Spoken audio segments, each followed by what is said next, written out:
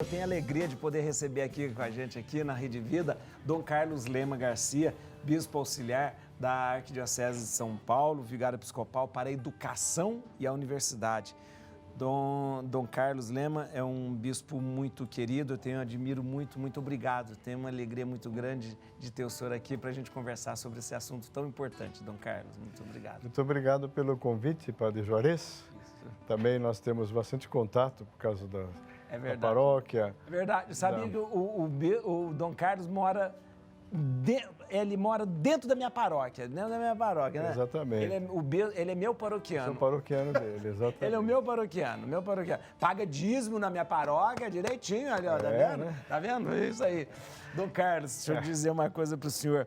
A gente está falando sobre essa aqui, a gente estava conversando antes, e eu achei muito interessante porque a gente queria conversar sobre essa mobilização que está sendo proposta, né, para a gente, para que as escolas comunitárias, as escolas confessionais também, pudessem ter acesso ao Fundeb. O que é Fundeb, doutor? O Fundeb é um fundo nacional destinado à manutenção da escola básica, educação básica. Da educação. Então é uma parcela dos recursos federais dentro do MEC. São verbas grampeadas para destinar para o ensino básico, né? Agora houve uma mobilização no Congresso que mudou o estatuto do Fundeb. Até agora ele tinha um limite de vigência que seria até o dia 31 de dezembro, depois ser extinto. Ah, ia ser extinto? Ia ser extinto.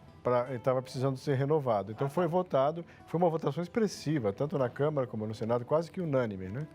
Então agora ele passou a ser definitivo, ele não tem limite de vigência, e também aos poucos a porcentagem de verbas vai aumentando de 10%, que até agora, até 23%, até 2033, uma coisa assim.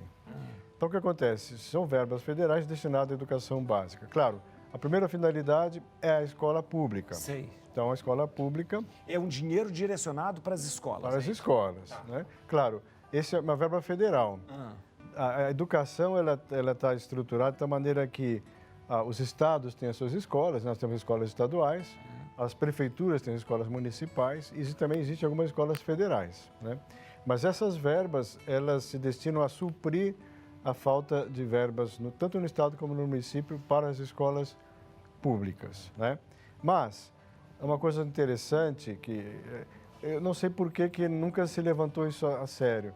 A própria Constituição do Brasil, que é de 88, ela prevê que os recursos federais serão destinados às escolas públicas, mas também podem ser destinados às escolas comunitárias, filantrópicas e religiosas. Olha, isso a Constituição já prevê? Já prevê. Mas nunca foi aplicado? Ele foi aplicado em parte. Atualmente, a lei que regulamenta o Fundeb, que é uma lei de 2012, ela apenas permite que essas verbas sejam destinadas a escolas de educação infantil, creche e pré-escola, ou seja, de 0 a 5 anos, né? E escolas do campo, escolas agrárias. Está restringindo o que é um preceito constitucional, que é abrir para todos os segmentos da educação básica. Carlos, mas desde 88 e nunca, de repente, ninguém levantou a lebre de...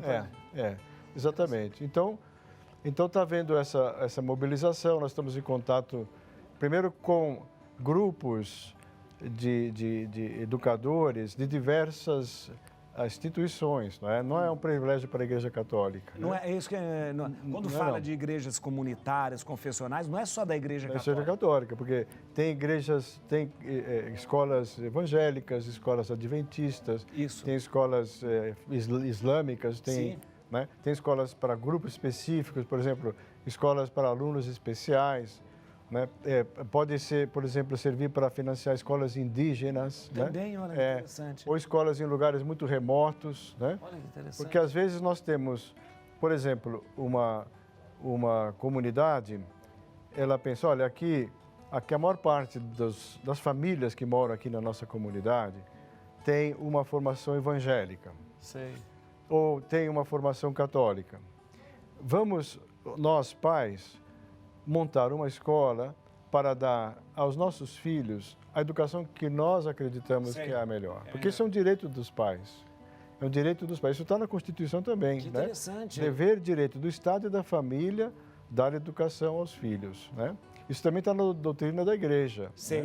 Doutrina social da Igreja. Papa Francisco também fala isso na Amoris Laetitia. E no caso, você pode criar uma escola confessional, né, que tem uma determinada orientação religiosa. Isso. E aí isso está se pleiteando que essa escola também se beneficie da Fundeb. Exatamente. Essas escolas recebem essa parte dos recursos da Fundeb para isso. Claro, tem que ser escolas filantrópicas. Né? Não pode ser escolas privadas nem escolas que são empresa, né? Sei. Não pode ser grandes redes educacionais. Entendi. Por isso que a gente prefere chamar de escolas comunitárias, que são naquela comunidade, né? Uma escola sem fins lucrativos. Mas se você me perguntar, mas nunca existiu uma escola dessas?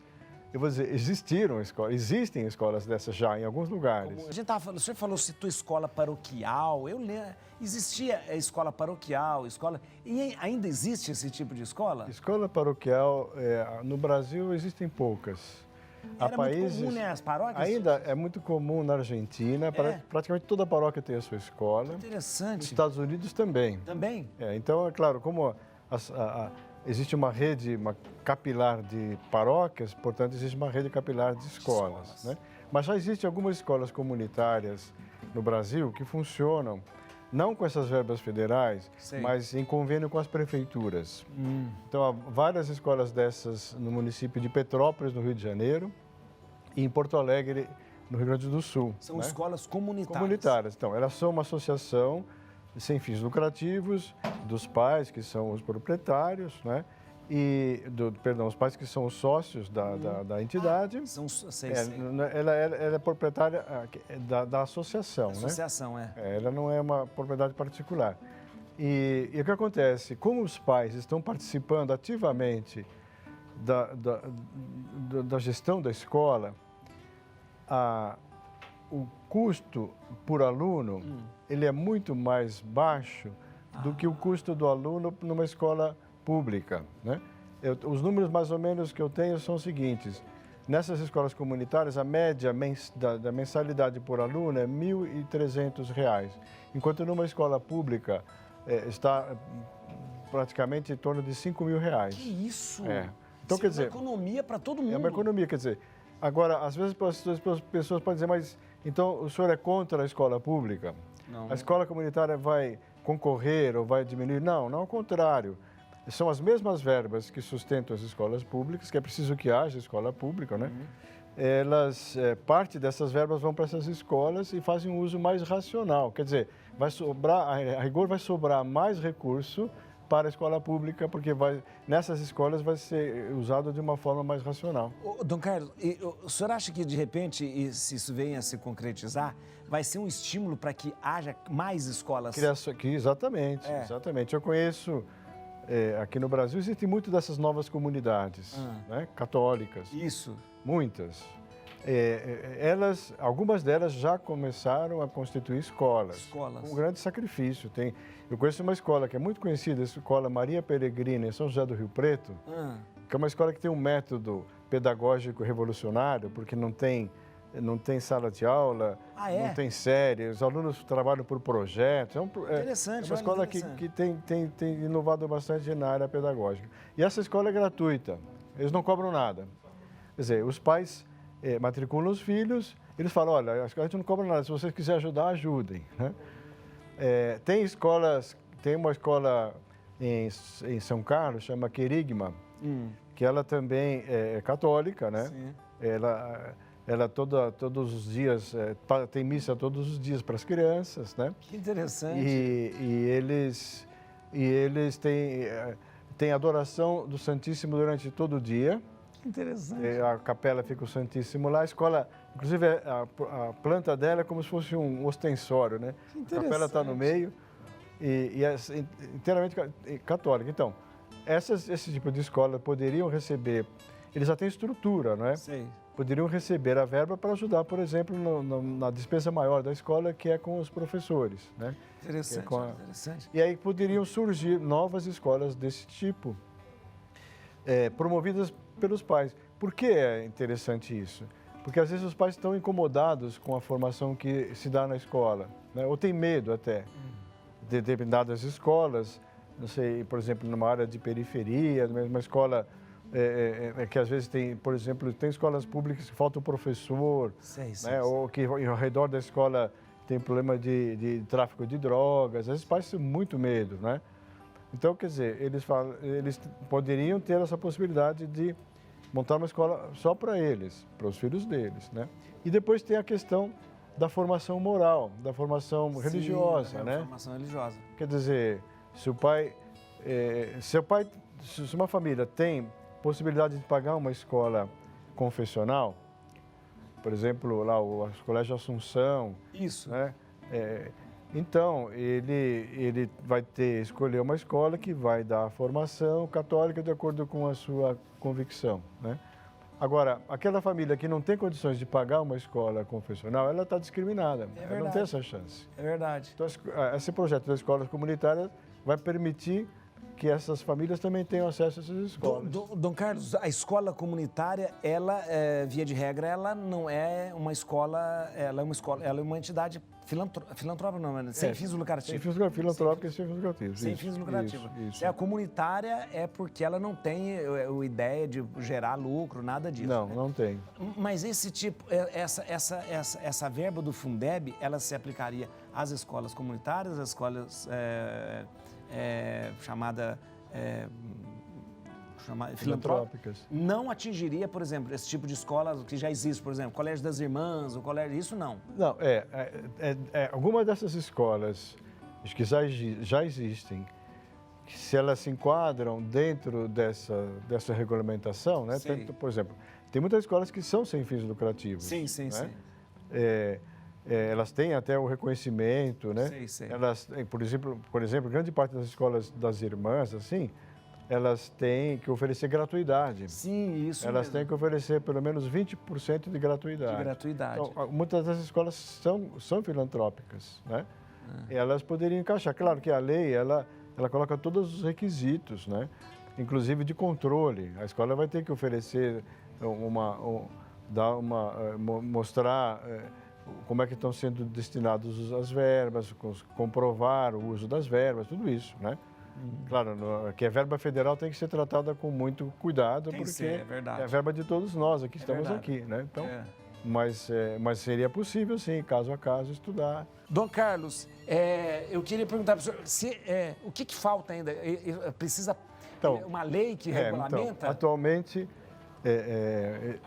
precisa ser tramitado, vai ser tramitada tanto na Câmara como no Senado, uma lei para regulamentar o Fundeb, né? Por que nós estamos fazendo esse trabalho? Porque atualmente já está escrito no artigo 7º desse projeto, ainda é um projeto de lei, né? É um projeto de lei. O projeto de lei, o artigo 7º, ele mantém aquela prescrição anterior, que está limitando o uso de verbas federais para creches, educação pré-escola e escolas agrárias. Então, nós estamos simplesmente dizendo, olha, vamos fazer o que a Constituição prevê. Não estamos pedindo nenhuma privilégio, nada, né?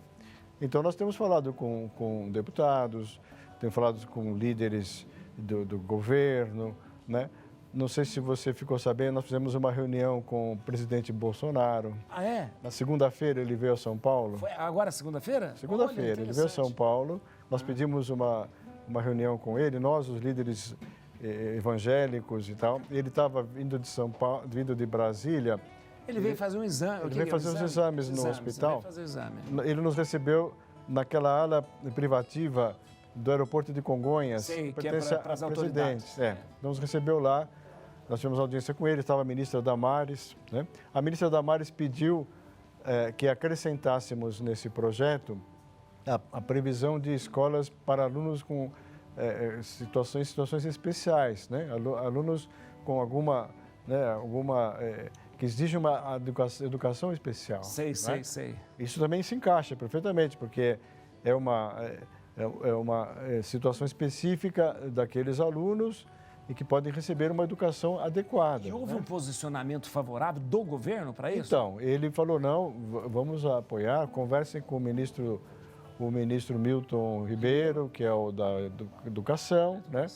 Porque o Fundeb está dentro do Ministério da Educação, né? E nós já estamos fazendo esse contato, vamos marcar uma reunião lá em Brasília ou aqui, né? Para tratar desse tema, né? A ministra Damares também se interessa pelo assunto, porque, veja que interessante, esse governo, é a primeira vez que existe uma secretaria do governo federal exclusivamente dedicada à família. Existe uma secretaria da família dentro do Ministério dos Direitos Humanos, que é o da Damares, né? E a secretaria da família também tem interesse, por quê?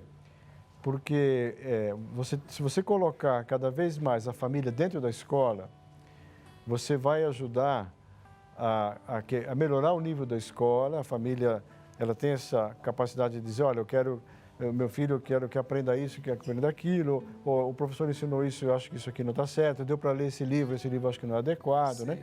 Então, colocar a família mais dentro da escola para ajudar, né? Porque a escola, ela não tem que substituir a família, né? A escola...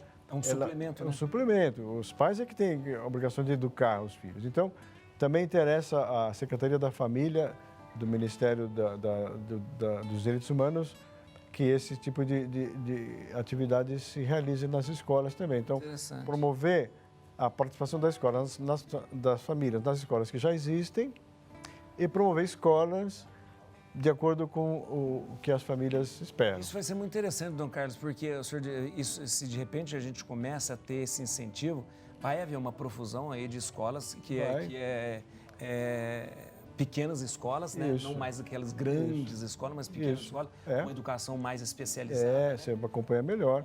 Né? Claro, existem outros sistemas em outros países, né? No Canadá, nos Estados Unidos, o que existe é um voucher, né?